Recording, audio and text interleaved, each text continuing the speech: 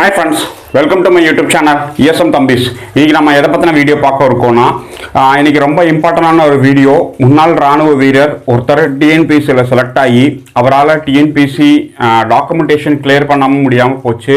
அது என்ன ஏது இது மாதிரி இன்னொரு எக்ஸர்வீஸ் மேனுக்கு நடக்கக்கூடாது அப்படிங்கிறத பற்றி விழிப்புணர்வு வீடியோ தான். முடிஞ்ச அளவுக்கு இந்த வீடியோவை அனைவருக்கும் பகிருங்க. இதை பற்றி தெரிஞ்சுக்கிட்டோம் எல்லாருமே. ஃப்ரெண்ட்ஸ், எக்ஸர்வீஸ் மேன் ஆர்மியிலேருந்து வந்ததுக்கப்புறம் அவங்களுக்கு வந்து டிஎன்பிசி நிறைய எக்ஸாம்ஸ் நடத்திட்டு இருக்காங்க. அதில் குறிப்பாக maximum ex-service man group 4 and group 2 exam எழுதிக்கிட்டு இருக்காங்க. நிறைய பேர் பாஸ் பண்ணிகிட்டு இருக்காங்க.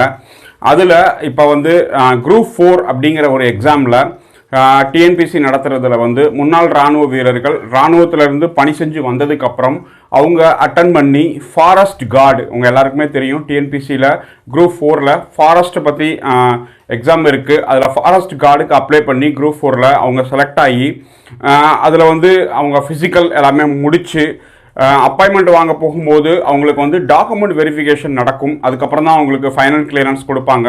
அந்த டாக்குமெண்ட் வெரிஃபிகேஷன் நடக்கும் போகும்போது அவங்க எலிஜிபிள் இல்லை அப்படின்னு சொல்லிட்டாங்க.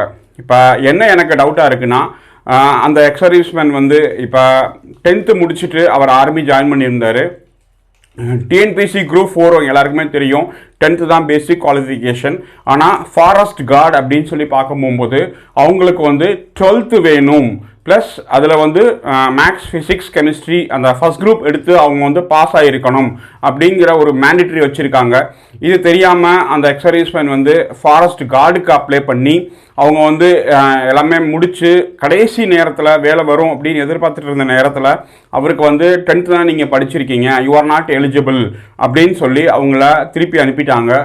அவர் வந்து இராணுவத்தில் பணி செஞ்ச என்கிட்ட வந்து 15 வருஷம் டிகிரி சர்டிஃபிகேட் இருக்குது சார், அந்த சர்டிஃபிகேட் வச்சு எனக்கு வேலை கொடுங்க அப்படின்னு சொல்லி அவர் கேட்கும்போது, சார் இது வந்து மேக்ஸ், ஃபிசிக்ஸ், கெமிஸ்ட்ரி கிடையாது சார், அதனால் நீங்கள் 10th தான் முடிச்சிருக்கீங்க, நீங்கள் 12th ஃபஸ்ட் குரூப் எடுத்தால் தான் இது உங்களுக்கு எலிஜிபிள் அப்படின்னு சொல்லி அவரை திருப்பி அனுப்பிட்டாங்க.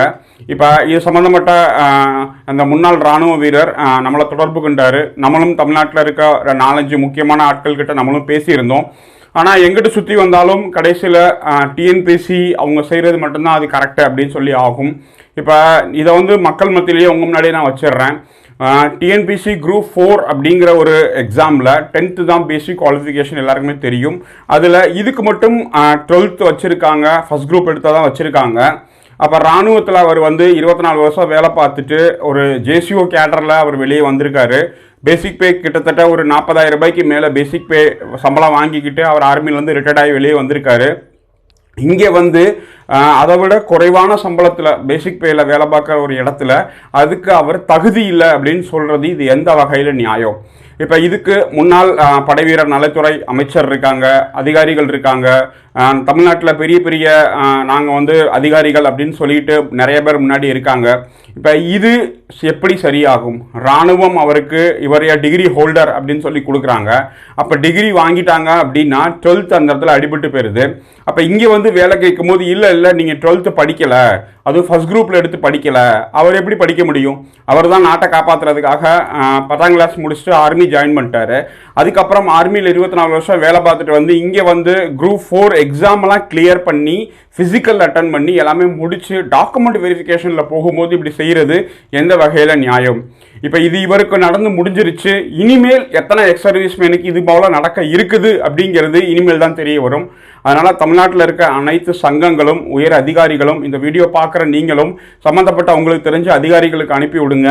இந்த மாதிரி இருக்கிற பிரச்சனையை மேலே இருக்கிற அதிகாரிகள், அந்த டேபிளில் உட்காந்துருக்க அதிகாரிகளுக்கு முன்னாடி போய் இதை வந்து டிஎன்பிசியில் மாறுதல் கொண்டு வரணும். ஃபாரஸ்ட் கார்டாக இருந்தாலும் சிவிலியன்ஸ்க்கு ஓகே, 12th முடிச்சுட்டு ஃபஸ்ட் குரூப் எடுத்துகிட்டு வந்தால் அவங்க ஃபாரஸ்ட் கார்டு ஆகிறதுக்கு அவங்க சொல்கிற மாதிரி ஓகே. ஆனால் இராணுவத்தில் 24 வருஷம் சர்வீஸ் பண்ணிட்டு வந்தால் அவருக்குன்னு ஒரு எக்ஸ்பீரியன்ஸ் இருக்குது. அதுக்காக இராணுவமே அவங்களுக்கு ஒரு டிகிரி சர்டிஃபிகேட் கொடுக்குறாங்க. அந்த டிகிரி சர்டிஃபிகேட் வேலிட் அப்படின்னு சொல்லி குரூப் 2 எக்ஸாம்ஸ்க்கு நம்ம அப்ளை பண்ண முடியும். ஆனால் குரூப் 4ல் இருக்கிற ஒரு போஸ்ட்டுக்கு தகுதி இல்லை அப்படின்னு சொல்கிறது இது எந்த வகையில் நியாயம் நியாயம் அப்படின்னு சொல்லி தெரியல, எனக்கும் தெரியல. ஏன்னா நானும் இதை பற்றி 2 நாளாக நிறைய பேர்கிட்ட பேசும்போது அந்த போஸ்ட்டுக்கு அது எலிஜிபிள் அப்படின்றாங்க. அப்போ அந்த போஸ்ட்டை எதுக்கு குரூப் 4ல் வச்சுருக்காங்க? அதை வேறு ஏதாவது நீங்கள் குரூப் 1ல் கூட தூக்கி வச்சிருக்கலாம், இல்லை குரூப் 2ல் வச்சிருக்கலாம். இப்போ குரூப் 4ல் வச்சுக்கிட்டு அது வந்து எலிஜிபிள் இல்லை, நீங்கள் வந்து 12th மேக்ஸ் ஃபிசிக்ஸ் கெமிஸ்ட்ரி படிச்சிருக்கணும், பாஸ் ஆகியிருக்கணும் அப்படின்னு சொல்கிறது எந்த வகையில் நியாயம்? இப்போ நிறையா முன்னாள் ராணுவ வீரர்கள் 10ஆம் கிளாஸ் முடிச்சுட்டு ராணுவத்தில் பணி செஞ்சுட்டு இங்கே வந்து இந்த ஃபாரஸ்ட் கார்டு அப்படிங்கிற ஒரு போஸ்ட்டுக்கு அவங்களால விண்ணப்பிக்க முடியாது அப்படிங்கிற ஒரு சூழ்நிலை உருவாக்கி வச்சிருக்காங்க. இது யார் செஞ்சது? இப்போ இதை இப்படி செஞ்சுருக்காங்கன்னா இதற்கு எதிராக என்னென்ன நடவடிக்கைகள் அந்த பதவியில் இருக்கிற முன்னாள் படைவீரர் துறை அமைச்சர் ப்ளஸ் அதிகாரிகள் இவங்க நாலேஜுக்கு போய் இதை வந்து சரி செய்யணும். ஏன்னா இனிமேல் நிறைய முன்னாள் இராணுவ வீரர்கள் தெரியாமல் 10th மட்டும் படிச்சுட்டு போய் அந்த பதவிக்கு போய் அட்டன் பண்ணாங்கன்னா அவங்க ஒரு நம்பிக்கையோடு இருப்பாங்க, எனக்கு அரசாங்க வேலை கிடைச்சிரும் அப்படின்னு. ஆனால் கடைசியில் டாக்குமெண்ட் வெரிஃபிகேஷன் போய் இந்த வேலை உங்களுக்கு இல்லை sir, you are not fit அப்படின்னு சொல்லி வரும்போது அது எவ்வளவு மன கஷ்டமாக இருக்கும் அப்படிங்கிறது அந்த இடத்துல அந்த வேலை வரும் நம்பிக்கையிட்டு இருந்தால் நீங்களா இருந்து யோசித்து பாருங்க. அதனால நான் தயவு செஞ்சு கேட்குறேன், தமிழ்நாட்டில் இருக்க அனைத்து சங்கங்கள் உயர் அதிகாரிகள் நாங்கள் சொன்னால் அரசாங்கம் கேட்கும், நாங்கள் சொன்னால் மேலே இருக்க அரசியல் இருக்க அதிகாரிகள் கேட்பாங்க, முன்னாள் முப்படை வீரர் அதிகாரிகள் கேட்பாங்க அப்படின்னு சொல்லும் போது தயவு செஞ்சு நேரில் பார்க்கும்போதோ இல்லை மனு கொடுக்கும் போதோ இந்த மாதிரிலாம் ஒரு பிரச்சனை இருக்குது சார் டிஎன்பிசியில், இதை வந்து ராணுவ வீரர்களுக்கு எக்ஸம்ட் பண்ணணும். அவங்க ராணுவ வீரர்கள் எக்ஸர்வீஸ்மென் கோட்டா அப்படின்னு சொல்லி அப்ளை பண்ணும்போது அவங்க 10th தான் முடிச்சிருப்பாங்க, அதில் 12th அவங்க வேற குரூப் எடுத்து படிச்சிருந்தாலும் அவங்களுக்கு இந்த போஸ்ட் கண்டிப்பாக கொடுக்கணும் சார். ஏன்னா இது வந்து 10th அப்படிங்கிற ஒரு குவாலிஃபிகேஷன் வச்சு தான் டிஎன்பிசி குரூப் 4 எடுக்கிறாங்க. ராணுவத்தில் பணி செஞ்சுட்டு வந்துட்டு இதை விட அதிகமான சம்பளத்தில் இருந்து அவங்க வந்திருக்காங்க. அதனால் இது கண்டிப்பாக எலிஜிபிள். அதுவும் ஃபாரஸ்ட் கார்டு அப்படிங்கிற போது ஆர்மியில் நாட்டை பாதுகாத்துட்டு வந்த எனர்ஜியிலிருந்து கமாண்டோ பிரிவிலிருந்து பணி செஞ்சுட்டு வந்தவங்களால ஃபாரஸ்ட் கார்டில் பணி செய்ய முடியாது அப்படின்னு சொல்லி நினைக்கிறாங்களா தெரியல எனக்கு. ஏன்னா எந்த மாதிரி ஒரு மென்டாலிட்டி, எந்த மாதிரி ஒரு மைண்ட் செட் அதிகாரிகள் மத்தியில் ரூல்ஸை உருவாக்கி வச்சுருக்காங்கன்னு தெரியல. ஒருத்தர் கஷ்டப்பட்டு 2 வருஷமாக படித்து வச்சு எழுதி எக்ஸாம் கிளியர் பண்ணி ஃபிசிக்கல் கிளியர் பண்ணி கடைசி நேரத்தில் அப்பாயின்மெண்ட் வாங்க போகிற நேரத்தில் டாக்குமெண்ட் சரிபார்க்குற இடத்துல நீங்கள் அதுக்கு எலிஜிபிளே இல்லை அப்படின்னு சொன்னால் இது எந்த வகையில் நியாயம்? அவர் கையில் டிகிரி சர்டிஃபிகேட் இருக்குது, டிப்ளமோ சர்டிஃபிகேட் இருக்குது, நான் வேணால் போடுறேன் பாருங்கள், கடைசியில் அவர் யூ ஆர் நாட் ஃபிட் அப்படின்னு சொல்லும் போது அது மன வருத்தத்தை அளிக்குது. அவரை நம்ம கூட பகிர்ந்திருந்தார், அதை நான் இப்போ உங்கள் முன்னாடி வைக்கிறேன். தயவு செஞ்சு இந்த வீடியோவை தமிழ்நாட்டில் இருக்க அனைத்து இராணுவ சங்கங்கள் இருக்கிற தலைவர்கள், செயலாளர்கள் ப்ளஸ் அதிகாரிகளுக்கு கண்டிப்பாக அனுப்புங்க. அடுத்த தடவை நீங்கள் போய் மேலதிகாரியை பார்த்து மனு கொடுக்கும் போகும்போது இந்த விஷயத்தை சொல்லி இதை சரி பண்ண முயற்சி செய்யுங்க. ஏன்னா அடுத்தடுத்து ராணுவ வீரர்கள் இந்த பதவிக்கு அப்ளை பண்ணும்போது 10th மட்டும்தான் படிச்சிருக்க நிறையா ராணுவ வீரர்கள் இருக்காங்க. அவங்க இந்த பதவிக்கு போகவே முடியாத ஒரு சூழ்நிலை ஏற்படுத்தி வச்சுருக்காங்க. இதை குறைஞ்சபட்சம் முன்னாள் படை வீரர் நல அலுவலகம் மூலமாக நிறைக்கிற மாதிரியோ இல்லை மாவட்ட சோல்ஜர் போர்டு மூலமாகவோ ஆல்ரெடி முன்னாடியே இருந்துச்சு. இப்போ இது எல்லாமே டிஎன்பிசிக்கு த்ரூ போயிடுச்சு. அதனால் அவர் பட்ட கஷ்டத்தை அடுத்து வேறு எந்த ராணுவ வீரர்கள் படக்கூடாது அப்படின்னு சொல்லி நம்ம கூட அதை பகிர்ந்துக்கிட்டாரு. என்னால் முடிஞ்ச அளவுக்கு நானும் வீடியோ போட்டு விழிப்புணர்வு கொடுக்கறதா நம்மளோட நோக்கம். அதிகாரிகள் நிறைய பேர் பார்க்குறாங்க நம்ம வீடியோவை, சங்க தலைவர்கள் பார்க்குறாங்க. நீங்கள் உங்கள் சங்கத்தின் மூலமாக ஏதாவது நடவடிக்கை எடுக்க முடியுமா அப்படின்னு சொல்லி உங்களோட முயற்சி மூலமாக இதை ஒரு சரி பண்ணுறதுக்கு முயற்சி பண்ணுங்கள். ஃபாரஸ்ட் கார்டு இருக்கிற அப்பாயின்மெண்ட்டுக்கு 10th படிச்சிருந்தாலே போதும், டிகிரி சர்டிஃபிகேட் இருந்தால் போதும். அந்த மாதிரி ஏதாவது வந்துச்சு அப்படின்னா அடுத்து வரக்கூடிய முன்னாள் ராணுவ வீரர் சமுதாயத்துக்கு இது ஒரு நல்ல வாய்ப்பாக அமையும்.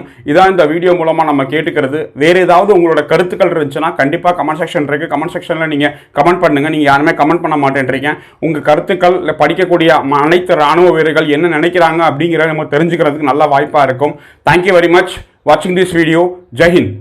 நம்முடைய ESM தம்பி சேனலை சப்ஸ்கிரைப் செய்து கொள்ளவும், கூடவே பெல் ஐக்கானை கிளிக் செய்யவும்.